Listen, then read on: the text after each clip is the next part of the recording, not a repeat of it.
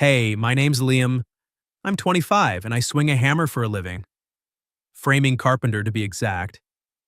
I work on new builds in the suburbs outside Portland, Oregon, the kind of neighborhoods where the houses all look the same until the paint dries and the families move in. My days start at 5. Coffee black, no sugar thermos in one hand, tool belt in the other. By 4, I'm covered in sawdust and sweat muscles aching in that good way that says you earned the paycheck. I rent a small studio above a bike shop on Southeast Division, one-room kitchenette bathroom the size of a closet.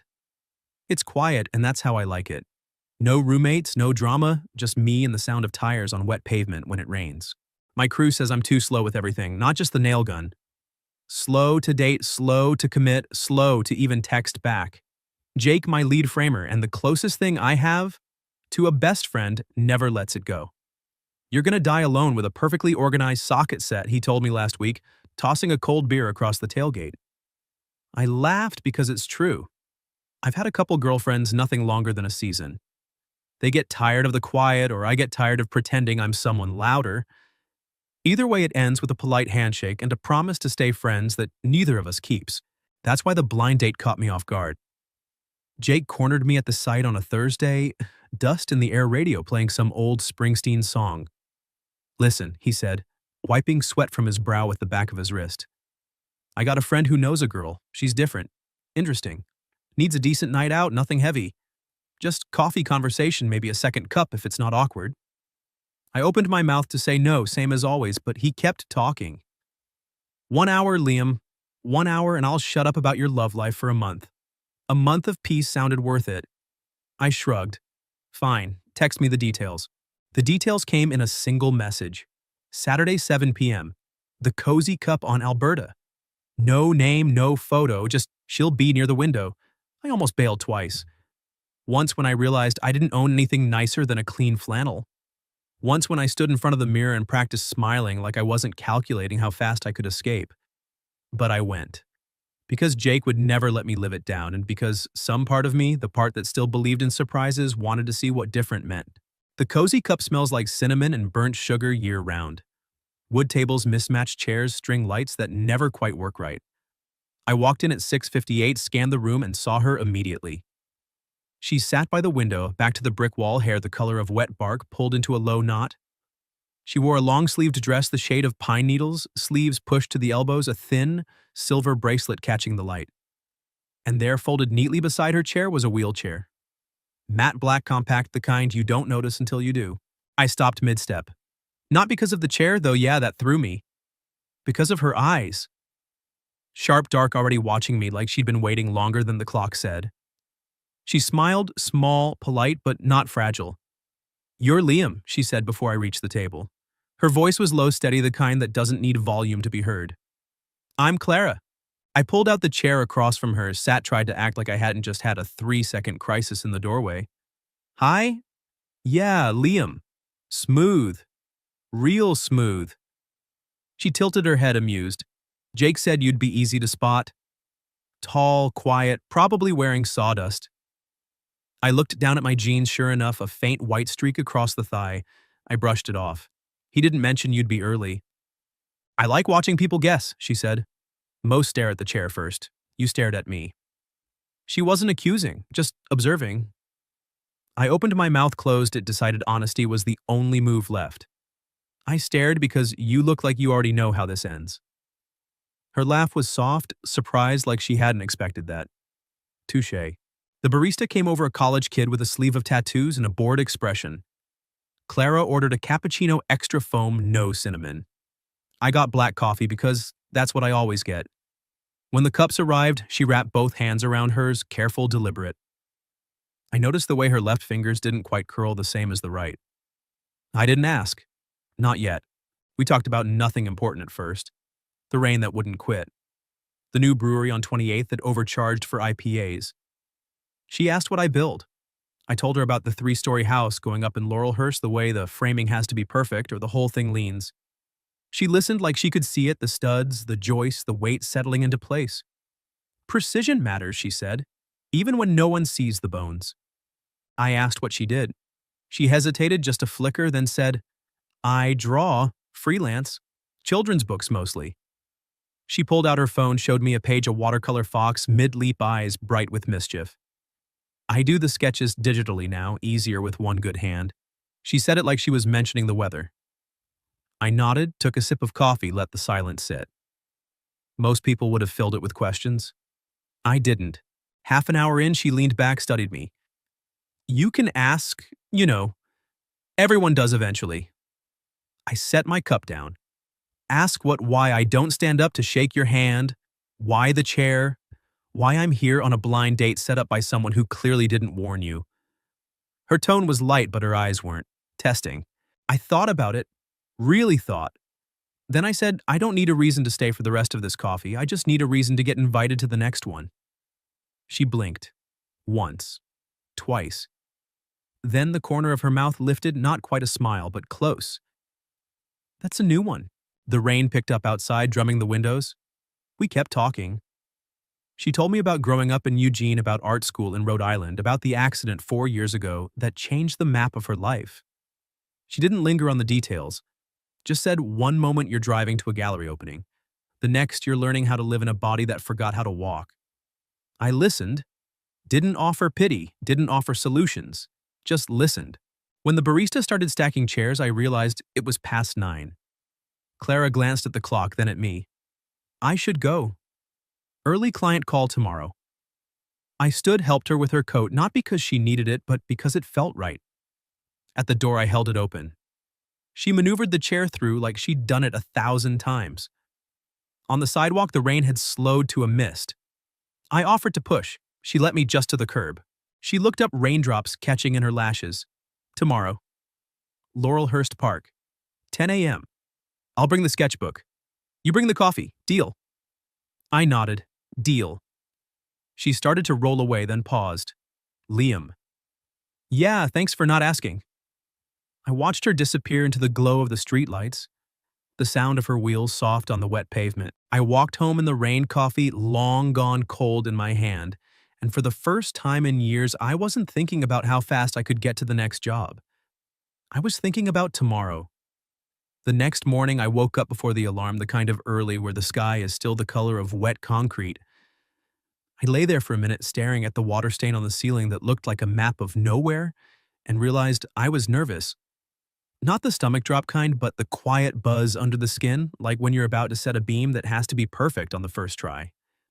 I showered, pulled on a clean gray Henley and the least faded pair of jeans I owned, and stopped at the corner market for 2 iced peach teas.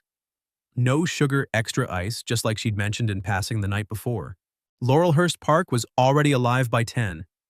Joggers looped the paths, dogs chased frisbees that sailed too high, kids shrieked around the playground like it was the first day of summer. I found Clara on the same bench we'd talked about, tucked under the shade of a big leaf maple. The wheelchair was unfolded beside her, a lightweight carbon fiber model that looked more like racing gear than medical equipment. She wore a loose linen shirt, the color of faded denim sleeves rolled high, and a pair of olive cargo pants cut off just below the knee. A tablet rested on her lap, stylus tucked behind her ear like a pencil. She looked up when my shadow crossed the bench. You're punctual, she said, the same half-smile from the cafe. I like that in a coffee mule. I handed her the tea. Figured if I was late, you'd draw me with a unibrow or something. Already did, she said, tapping the screen. The tablet woke to a quick sketch me exaggerated forehead holding 2 cups like a waiter in over his head. I laughed louder than I meant to. A jogger glanced over. Clara didn't. She just took a sip, eyes closing for a second, like the peach was the first good thing that morning. We fell into an easy rhythm. She rolled along the paved path at a steady 3 miles an hour. I walked beside her, matching pace without thinking. The park smelled like cut grass and wet cedar. Every few minutes, she'd stop to snap a photo with her phone. Light through leaves, a kid's balloon caught in a dogwood, the reflection of clouds in the pond. Reference, she explained. My brain forgets details if I don't steal them. I asked about the accident. Not the how, but the after. She didn't flinch. First year was rehab and rage, she said, rolling past a bed of lavender. Second year was bargaining doctors' experimental trials, promises I couldn't keep to myself. Third year, I stopped counting, started drawing again. Turns out paralysis doesn't care about deadlines, but it cares a lot about whether you show up. She said it like she was reading the weather report. I nodded, kept walking. A squirrel darted in front of us. Clara braked smoothly, laughed when it froze amid scurry. See, even rodents respect the chair. We reached the rose garden rows of blooms just past peak petals starting to brown at the edges. She parked in the shade, pulled the tablet onto a small lap desk that clipped to the armrest. Watch this, she said, and opened a new file. The stylus moved fast 10 seconds 20, and there was the garden but different. The roses weren't perfect. They were bruised some missing petals, but the light hit them like they were the only flowers in the world. She turned the screen. Real isn't pretty. Real is interesting. I sat on the bench across from her, elbows on knees. You ever get tired of interesting? Every day, she said, but tired is better than invisible. We stayed until the sun climbed high enough to make the metal on her chair too hot to touch. I offered my arm when we hit a gravel patch. She took it, grip firm, no hesitation. Her fingers were calloused on the right, soft on the left, where the nerves didn't fire the same. I noticed but didn't mention it. She noticed me noticing and squeezed once like a period at the end of a sentence. At the pond, a little boy stared openly. His mom tugged him away, whispering. Clara watched them go, then looked at me. You want to know the worst part? Tell me. It's not the stares. It's the apology in people's eyes when they realize they're in my way. I thought about that. About the way Jake's voice went soft when he set up the date like he was apologizing in advance. About the barista who'd hovered too long with the cappuccino waiting for permission to set it down. I opened my mouth, closed it, then said the only thing that felt true. I don't want to be another apology. Clara studied me for a long second. Then don't be. We walked, rolled back toward the entrance. She asked about my work. I told her about the house in Laurelhurst, how the framers had to redo a wall because the architect changed his mind at the last minute. Feels like building a puzzle with half the pieces missing, I said. She nodded. Welcome to my life. Welcome to. Near the gate, she stopped. There's a concert next Friday, outdoor on the East Bank. Acoustic thing. Blanket string lights, overpriced tacos. She said it casual, like she was mentioning the weather. I've got an extra ticket. Well, an extra spot on the grass. I didn't answer right away, not because I was calculating, but because I was picturing it her. On a blanket, me beside her, the way people would look. The way I would look at them looking. Then I pictured her face if I said no. I'm in, I said, but I'm bringing the tacos. And the blanket. You just bring the sketchbook. She smiled, the real kind this time, the kind that reached her eyes. Deal. That night, I lay in bed, the window cracked open to let in the sound of distant traffic. My phone buzzed. A text from Clara. Thanks for not treating me like a project. I stared at it until the screen went dark. Then I typed back, thanks for not treating me like a checklist. She sent a single emoji of fox. I fell asleep smiling like an idiot. The week crawled. I framed walls, drove nails, measured twice, cut once. Every night I walked past the park, half hoping to see her, half glad I didn't. Friday finally came. I showered off the day's dust, changed into a clean black tee and the one pair of boots that weren't scarred. I stopped at the food carts on Mississippi, grabbed carnitas tacos and a bag of churros, folded a wool blanket under my arm. The riverfront was already filling up, blankets spread like patchwork kids, running with glow sticks, a guy tuning a guitar under a canopy of Edison bulbs. I found her near the back, close enough to hear, but far enough from the crowd. She'd spread a quilt already navy with tiny white stars. A small cooler sat beside it, iced tea, no sugar.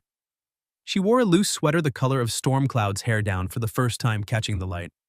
You're early, she said. So are you, she shrugged. I like watching the setup, people arranging their lives on 6 square feet of grass. I sat, handed her a taco.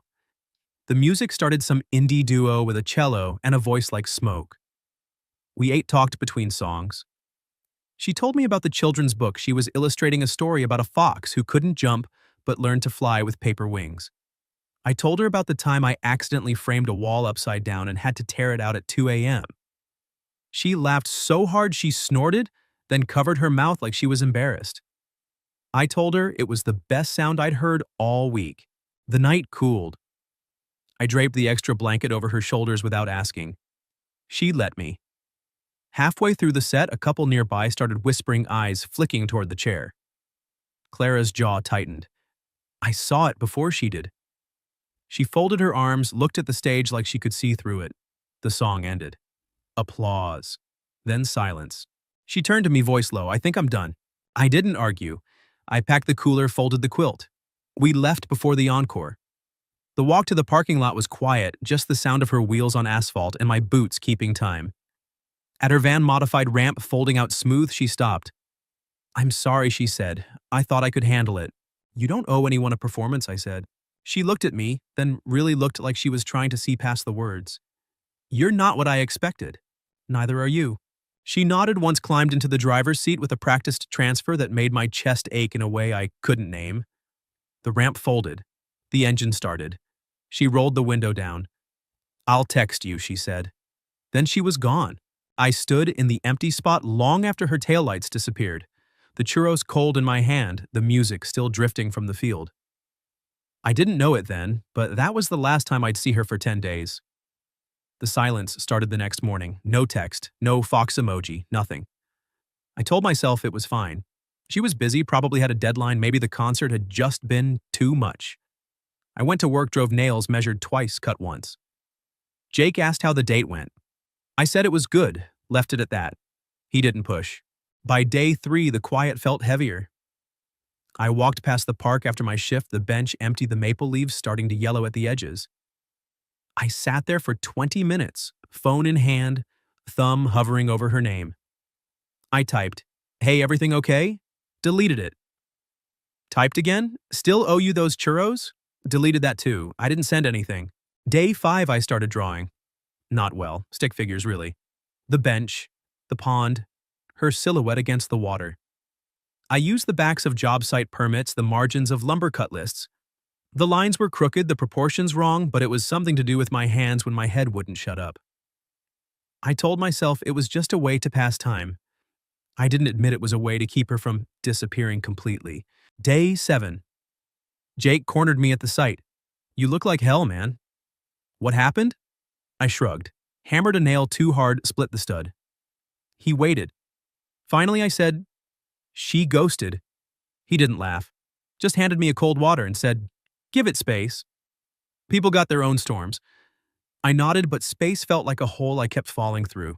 Day 10. I left a sketch in her mailbox. Just a pencil drawing on graph paper. Me sitting on the bench holding 2 iced teas looking like an idiot. No note. I didn't expect a reply. I just needed to put something in the world that said I was still here. The concert night replayed on a loop. The whispers. The way her shoulders had folded in like a paper crane crushed in a fist. The way she'd said, I'm done, like she was switching off a light. I kept thinking if I'd said something different, done something different, maybe she'd still be talking to me. But every replay ended the same, her van pulling away taillights, fading into the dark. I started running. Not far, just loops around the park at dusk. The rhythm of my boots on the path, the burn in my lungs, the way the air tasted like wet leaves and exhaust. I passed the rose garden, the pond, the bench. Every time I expected to see her, every time I didn't. I told myself it was exercise, it wasn't. One night I sat on the bench until the streetlights flickered on. A couple walked by with a stroller, the baby asleep, the dad pushing with one hand, holding the moms with the other. They didn't look at me. I envied them. Not the baby, not the stroller, just the way they moved like they belonged together, like the world had agreed to make space for them. I stayed until the park emptied, until the only sound was the wind in the maple and the creak of the bench when I shifted my weight. I didn't cry. I'm not built that way. But I felt it in my chest, a pressure like a beam that's carrying too much load waiting to snap. I thought about texting Jake, asking if he knew anything. I didn't. I thought about driving to her place, knocking on the door, demanding to know why. I didn't. I just sat there drawing circles in the sawdust on my jeans until the cold seeped through my jacket and I had to move or freeze. The next morning I found the envelope. It was in my mailbox, no stamp, no address, just my name in neat block letters. Inside was a single sheet of heavy drawing paper. A sketch. Me. On the bench, holding the 2 iced teas. But the lines were clean, confident, the shading soft where the light hit my shoulders. My face wasn't exaggerated this time. It was careful, almost gentle. On the back in the same neat handwriting, people only draw what they don't want to forget. Thank you for drawing me when I erased myself. I stared at it until the paper trembled in my hands. Then I ran. Not the measured jog I'd been doing, but a full sprint, boots pounding the sidewalk, lungs burning, the sketch clutched against my chest. I didn't know where she lived exactly, but I knew the park. I knew the bench. I knew the tree. She was there. Under the maple, the one with the lowest branch that curved like a question mark. She sat with her back to the trunk, tablet on her lap, stylus moving in small, deliberate strokes. The wheelchair was folded beside her like a loyal dog. She didn't look up when my footsteps slowed, didn't look up when I stopped 10 feet away, breathing like I'd run a marathon. I held up the sketch. This yours. She glanced over, eyes widening for a split second before settling back into that calm, unreadable expression. Thought you might recognize the subject. I took a step closer. You didn't sign it. Didn't need to. She set the stylus down. You came. You stopped. She looked away toward the pond where a lone duck paddled in lazy circles. I needed to see if I could. Could what? Be the version of me that doesn't need fixing. She picked at a thread on her sleeve. The concert, it wasn't the stairs.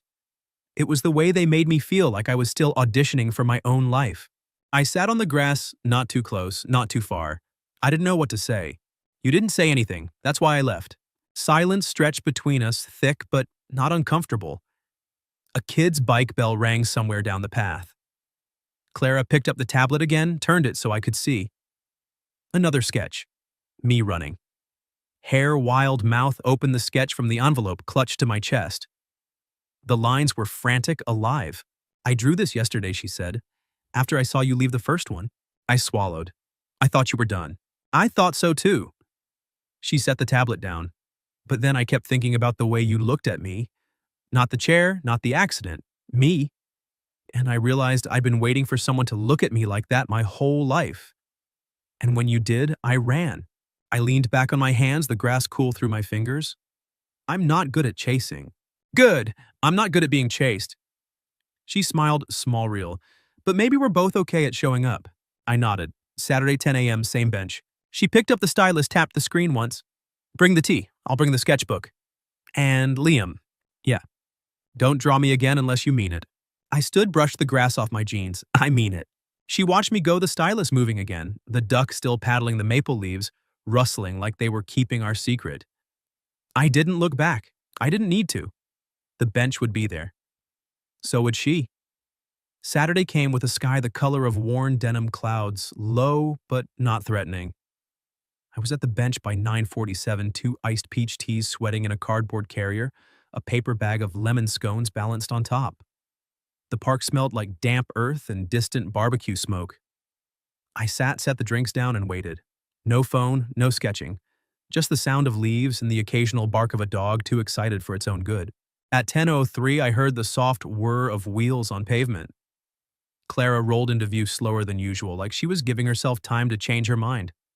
She wore a charcoal hoodie, sleeves pushed to the elbows, and the same cargo pants from the rose garden. Her hair was down, catching the breeze, and the tablet was tucked under one arm like a shield.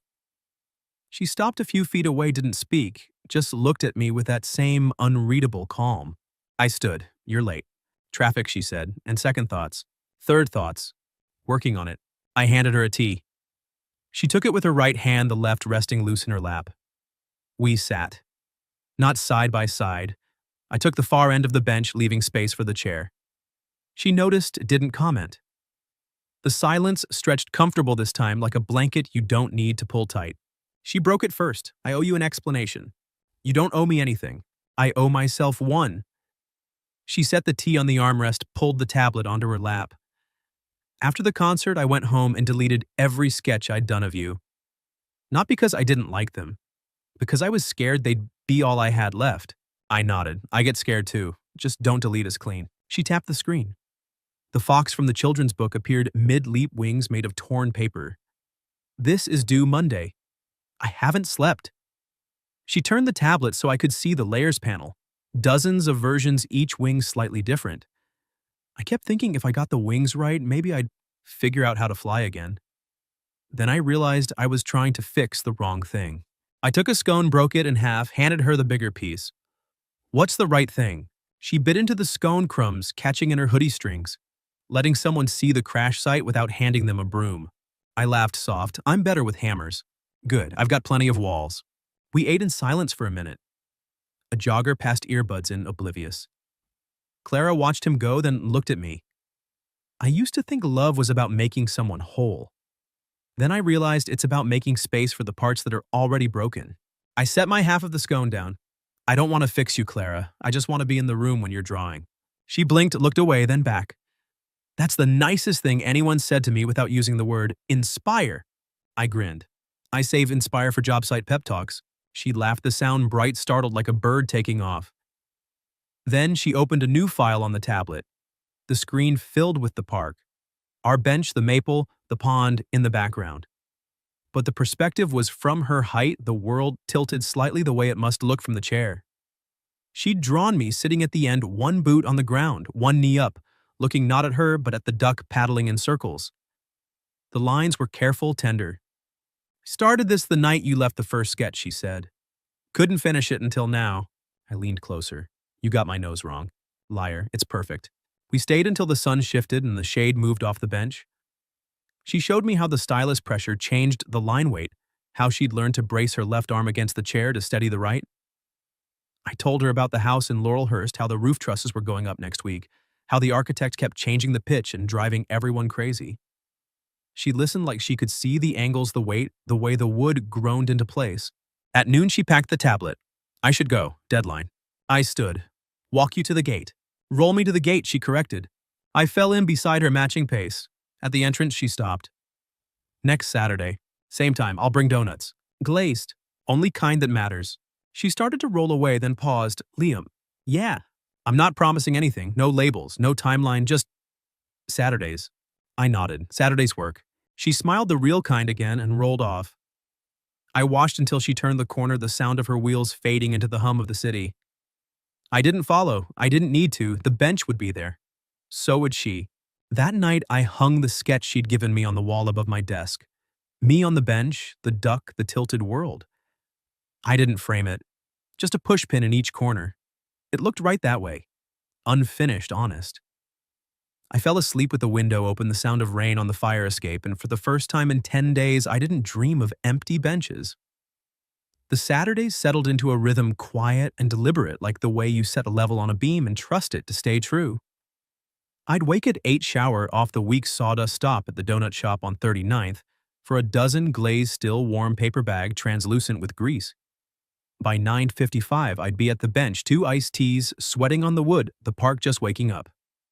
Clara would roll in at 10:03 sometimes, 10:07, never earlier, never with an apology.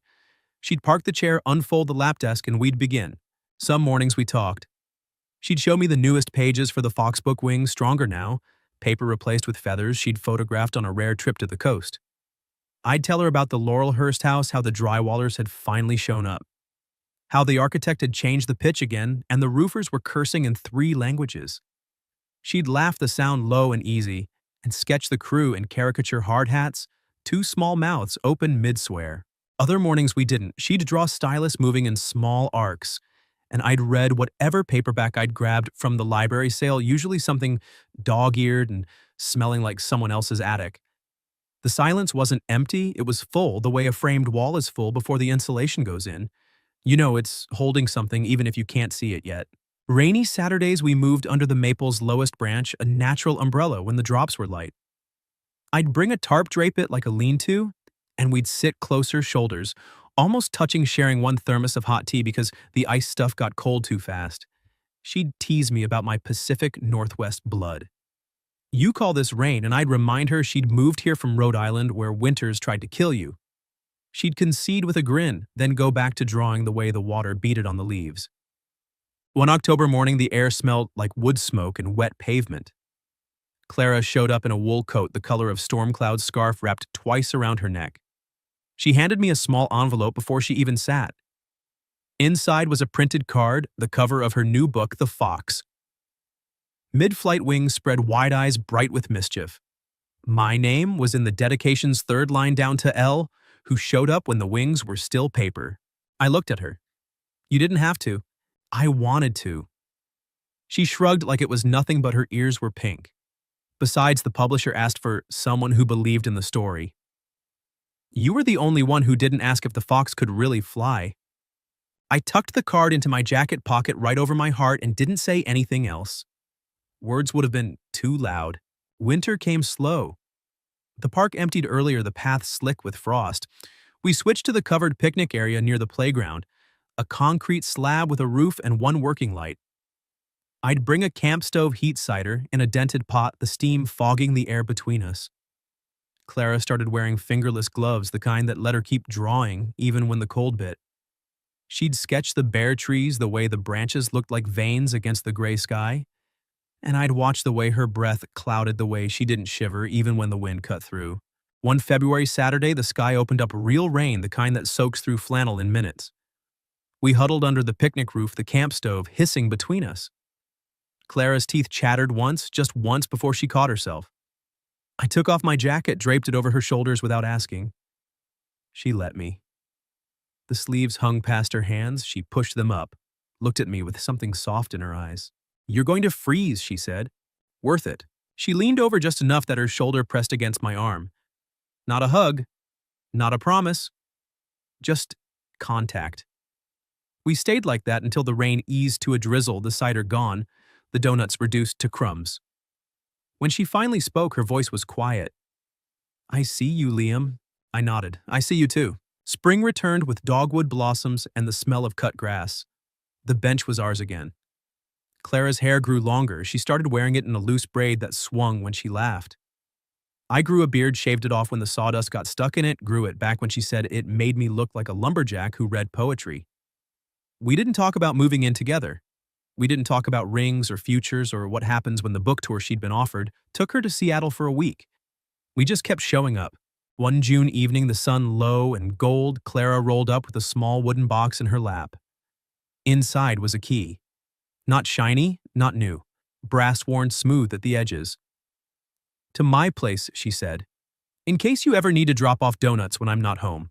I took it, turned it over in my fingers. "You sure?" "I'm sure I don't want to keep unlocking the door with my teeth when my hands are full of groceries." I laughed, slipped the key onto my ring next to the truck key. It fit like it had always been there. We didn't say, "I love you." We didn't need to. Love was in the glazed donuts, the iced tea with extra ice the way I knew, to bring a second stylus when hers wore down, the way she knew to text left at 6:15 when the site ran late.